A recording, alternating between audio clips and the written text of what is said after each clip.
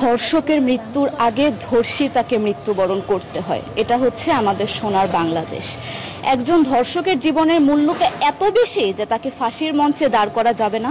আমরা বাংলাদেশে কয়জন ধর্ষকের নাম জানি যাকে কঠোর থেকে কঠোরতম শাস্তি দেওয়া হয়েছে, যাকে ফাঁসির মঞ্চে দাঁড় করা হয়েছে? আমরা কি আদৌ কেউ জানি না। অথচ আমরা কতগুলো যারা ধর্ষিত হয়েছে তাদের নাম জানি, অনেক বড়। এই লিস্ট আসলে অনেক বড়, বলে শেষ করা যাবে না।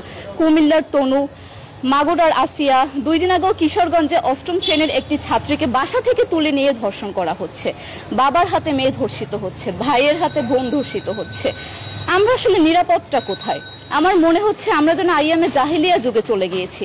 মাঝে মধ্যে মনে হয় এর থেকেও খারাপ সময় আছি আমরা, কারণ ওই যুগে মেয়েরা অ্যাটলিস্ট সম্মান নিয়ে মৃত্যুবরণ করতে পারতো। জন্মের পরপর জ্যান্ত মাটিতে পুঁতে দেওয়া হতো, আর আমাদের ধর্ষণ করে নির্মমভাবে তারপর মৃত্যুবরণ করতে হচ্ছে।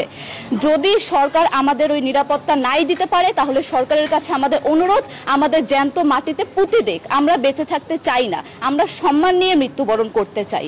আমরা এই দেশে থাকতে চাই না যে এই দেশে আমাদের কোনো নিরাপত্তা নেই, যে এই দেশে রাস্তা দিয়ে হাঁটলে আমাদের মধ্যে একটা আতঙ্ক কাজ করে, কখন কি না কি হয়ে যায়।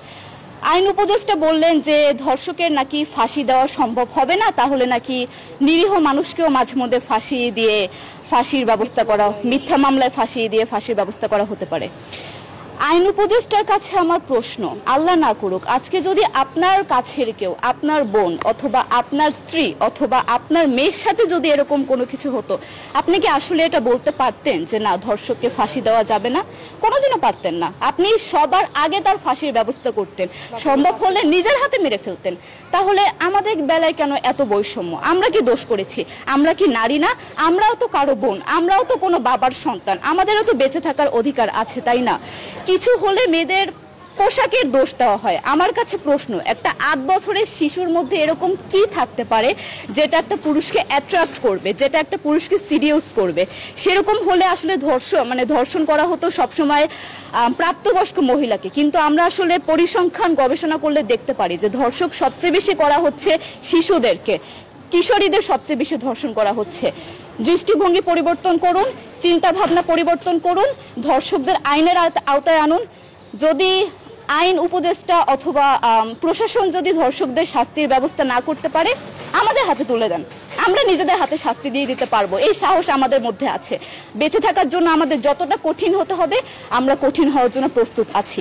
আমরা ফাঁসি চাই, ধর্ষকদের কঠোর থেকে কঠোরতম শাস্তি চাই। যতদিন না পর্যন্ত ফাঁসি দেওয়া হবে, যতদিন না পর্যন্ত ধর্ষকদের শাস্তির ব্যবস্থা করা হবে, আমরা আমাদের আন্দোলন অব্যাহত রাখবো। দরকার হলে আমরা শিক্ষা প্রতিষ্ঠান বন্ধ করে দিব, তবুও আমরা থামবো না। এটাই আমাদের দাবি।